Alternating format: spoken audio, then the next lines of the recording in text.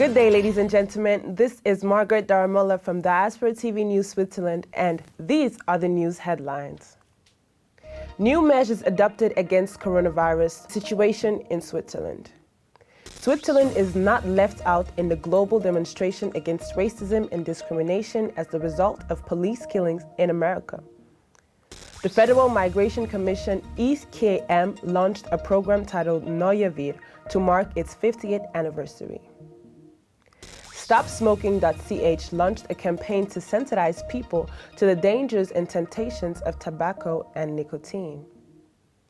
Kenyans in Switzerland came out in grand styles to support one another in an event in Biel.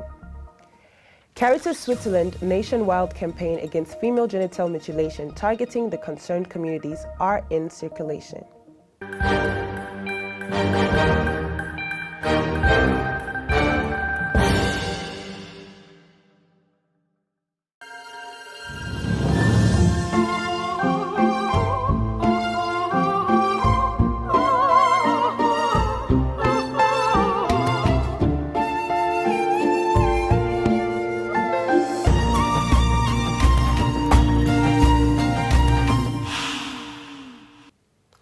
Here in Switzerland, the government is continuing to monitor the coronavirus situation, and when necessary, they take measures to contain the pandemic.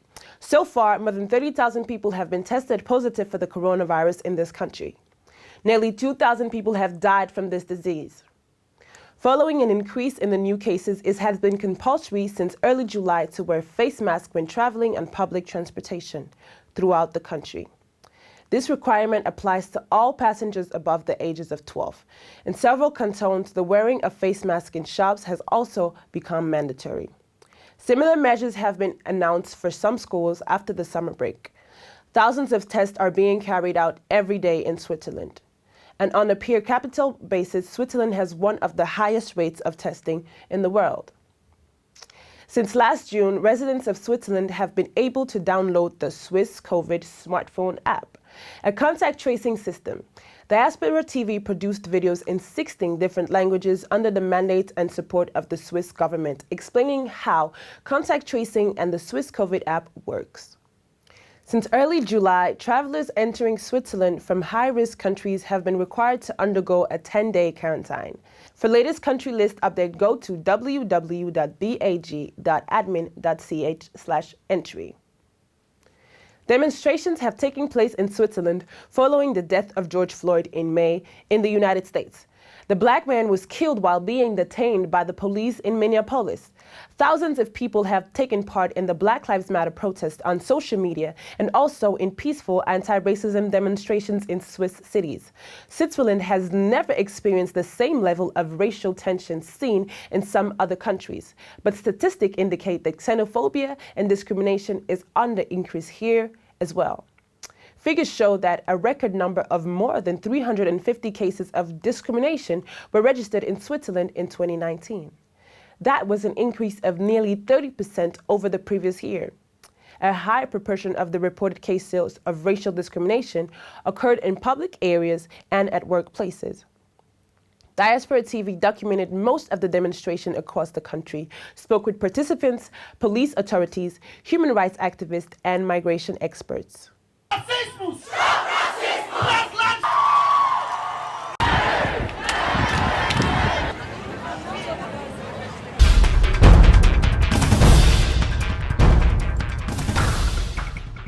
Ja, also diese Kundgebung war ja nicht genehmigt, sondern unbewilligt und die Regeln wurden soeben gelockert, dass man bis 300 Personen Kundgebungen durchführen durfte. Das Problem war, es kamen mehrere Tausend und somit stellte sich für uns die Frage, wenn wir diese Kundgebung nicht erlauben, könnte das zu Problemen führen. Und hankerum haben wir die Covid-Regeln, die sagen nur bis 300 Personen. Da aber die meisten Personen Schutzmasken trugen, entschieden wir uns zusammen mit den Stadtbehörden, solange diese Kundgebung friedlich bleibt, dass man diese so toleriert. Black Lives Matter! Black Lives Matter! Black Lives Matter! And we are here not only to show against police brutality against the black, we are here also to show against the white, against the black, against all kinds of races. Because in 2020, we shouldn't even be having this conversation. I'm here to support the Black Lives Matter movement because as a white person, I think I should use my privilege to help the ones that need it. Today we fought against racism in a form of protest, and it was a success. Our purpose with this report is to show the reality of racism in Switzerland and to make visible the experiences of victims and the work of counseling centers. We cannot forget that the 352 reported cases in 2019 don't show the reality of Switzerland in terms of racial discrimination. There are a lot of people that are being affected by racial discrimination, and there are a lot of incidents that happen in the daily life that are not being reported. We have gold, we have diamond, we have grills, we have everything. So love we, don't love we wealth only. Africa free, black are free, Rambabaks free. I saw a bright days I heard them. I have fitting conscious. Yes, I've got so many mouths to feed them. I have to rise up and wise up. Black Lives Matter, Zaga, anytime, Diaspora. The Swiss Federal Commission for Migration, IKEM, has published a study of the politics surrounding the presence of foreigners in this country over the past half a century. The study marks the 50th anniversary of the first nationwide vote in 1970 of what was then called the over-foreignization of Switzerland. Since then, the number of foreigners living and working here has been a regular and highly emotional topic of debate at both the political and public level. However, the Swiss report shows that Swiss society has repeatedly found ways to counteract constructively any fears of over-foreignization. Over the years, concepts of coexistence have helped contribute to an open and progressive Switzerland. Diaspora TV has been speaking to Simon Prodolier, Managing Director of IKM. Die Eidgenössische Migrationskommission ist ja in diesem Jahr 50 Jahre alt geworden. Wir haben mit der Studie einen Blick zurück gemacht über die letzten 50 Jahre. Wir möchten aber nicht nur in die Vergangenheit schauen, sondern auch in die Zukunft blicken. Ja, wir wissen es nicht erst seit der Pandemie, die wir kürzlich erlebt haben, dass ohne den Beitrag von ausländischen Arbeitskräften eigentlich gar nichts gehen würde. Ich denke nur an das Gesundheitswesen etwa, aber auch an Branchen wie den Tourismus und die Baubranche. Wenn ausländische Arbeitskräfte nicht hier wären, würde die Schweizer Wirtschaft und auch die Gesellschaft in der Schweiz. Would you like to stop smoking? If so, help is at hand on the website stopsmoking.ch. It's aimed at encouraging and assisting smokers to resist the temptations of tobacco. This website is published by the Swiss Association for Smoking Prevention, which was founded nearly 50 years ago.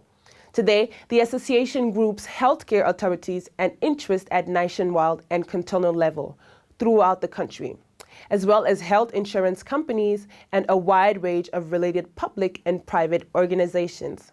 The website stopsmoking.ch features comics and clips to sensitize people to the dangers and temptations of tobacco and nicotine, particularly during times of stress, isolation, such as the current coronavirus. Diaspora TV has been speaking with Luciano Ruggia, the director of the Swiss Association for Smoking Prevention. Why this campaign? Because we know that people during the crisis of COVID-19 they had to stay at home. So we feared that people that smoke, they will then smoke more, or smoke also in presence of children when they are at home. So we wanted really to convey a message to people that they should smoke less, absolutely not smoking in the presence of children, and take the occasion eventually to stop smoking. This could have been a good occasion to stop smoking.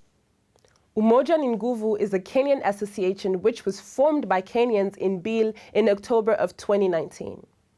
They are a non-profit formed to unite and strengthen the unity of their community. They hosted their first cultural event in Busville. This association wants to grow together, learn together, and enjoy life together. When they unite, they can make their dream work as they join hands and travel on the journey of life because they believe that unity is strength. Now, let's have a look at some highlights of the event.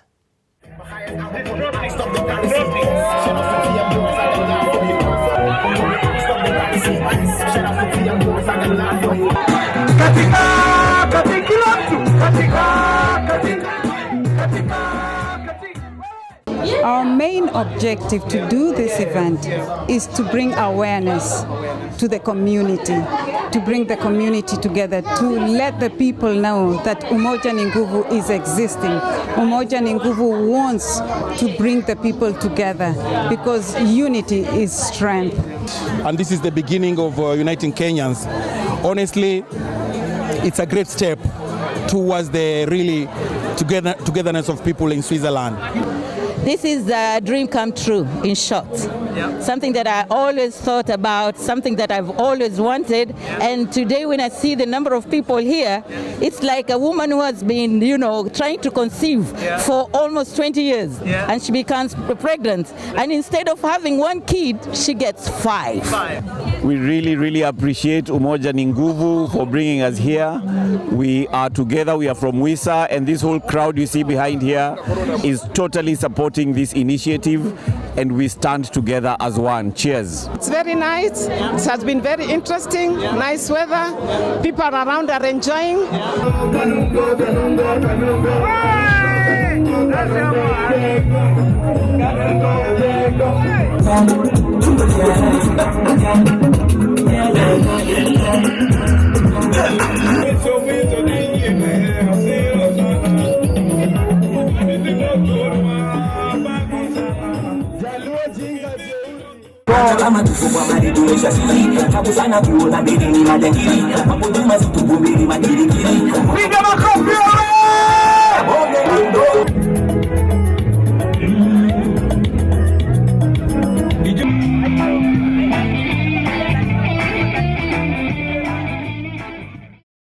Traditions are beautiful, but we should give up those which cause suffering.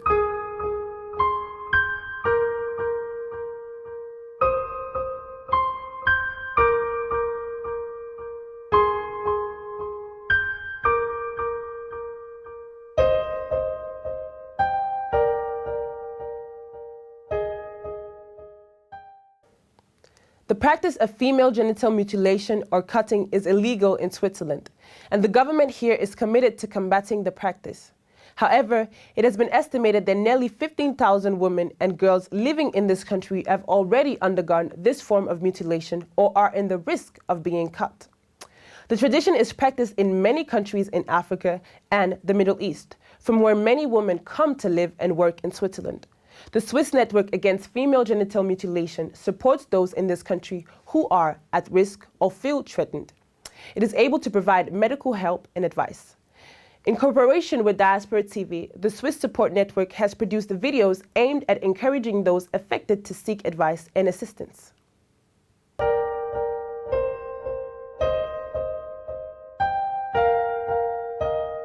Do you have questions about FGMC or do you need help?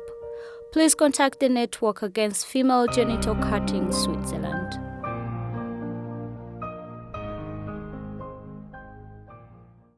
This was Margaret Daramola from Diaspora TV Switzerland. I would like to wish a happy 729 years anniversary to Switzerland. I'd like to remind you to stay safe and most importantly, enjoy your holidays.